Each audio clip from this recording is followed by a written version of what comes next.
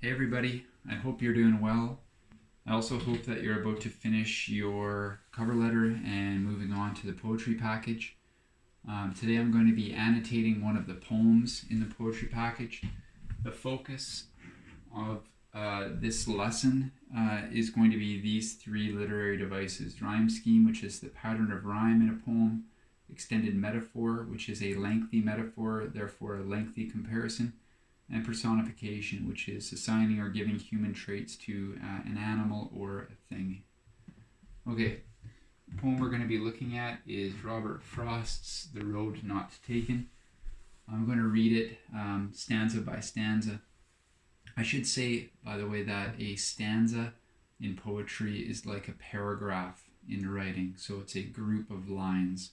Okay, so this poem has 1, 2, 3, 4 stanzas of 5 lines, and those stanzas have rhyme scheme, and we're going to go through that in a second.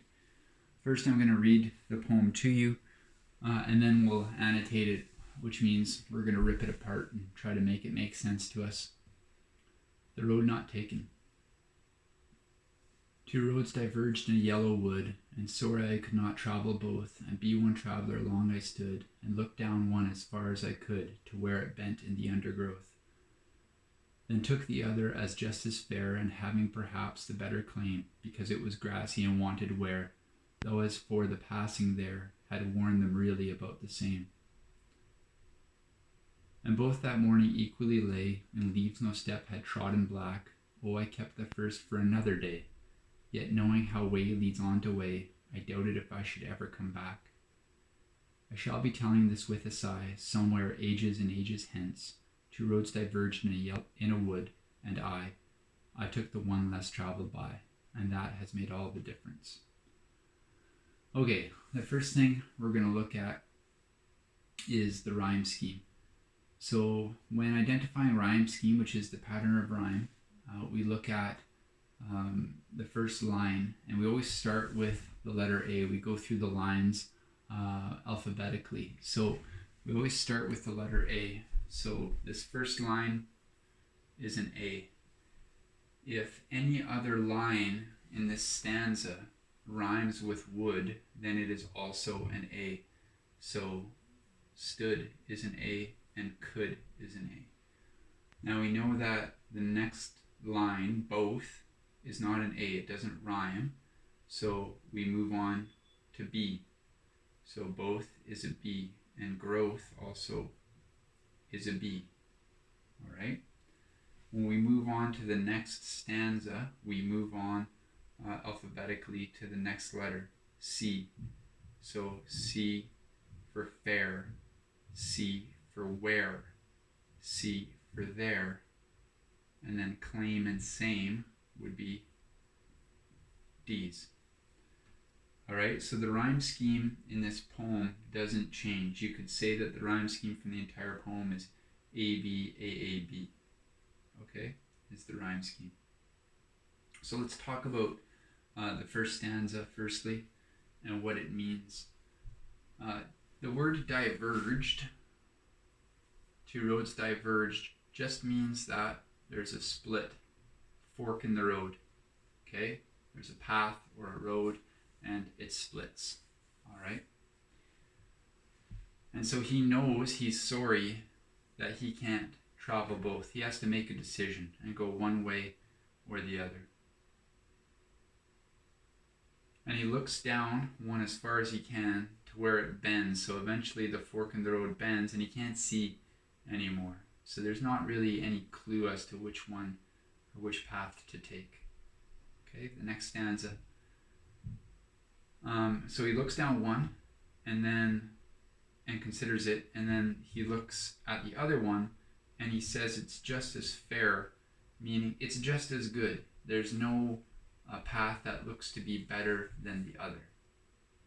Okay, and having perhaps the better claim, perhaps, maybe it's better, but that's to be determined. It's not really definitive. It's not clear as to which one is better. But if it is better, it's because it was grassy and wanted wear. So right here, he's using personification, okay? And it's personification because the path wants somebody to walk on it, is what he's saying, okay? So he's giving that yearning or that want, that human attribute to the path. But once again, he comes back to they had both been worn about the same. So they had been walked on or passed an equal amount. If we move on to the third stanza, and both that morning equally lay, and leaves no step had trodden black. This means to be trodden or to be walked on. Okay, there's no muddy footprints on the leaves. I should have said in the first stanza that we know that this is likely fall because it describes the woods as yellow, meaning that the leaves have changed color. Okay, to jump back down here. Nobody that morning has walked on the path. And then he says, oh, I kept the first for another day, yet knowing how way leads on to way, I doubted if I should ever come back. So this is very important, this part right here. So he's saying, even though he wants to take one path, or he thinks he should take one path and leave the other path for another day, he knows that in life, as things happen and time progresses, sometimes we don't get back to a place or a moment in life.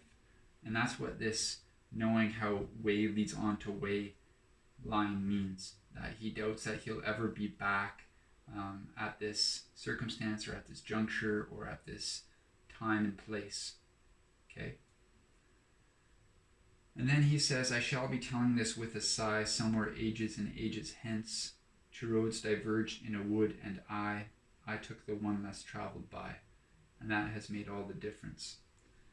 One of the more common interpretations of this poem is that Robert Frost is saying that he took a path in life that not as many people had taken, and that has made all the difference. The road not taken or the road less traveled. Okay. But I think that's a misinterpretation of this poem, because if we look at the evidence in the poem that they had been worn really about the same, for instance, that there's no real difference in the path. The path, the two paths, or the two choices that he has to choose between are really about the same. And it's not that he's choosing one that nobody else has chosen. But why would he say that? Why would he say that at the end here?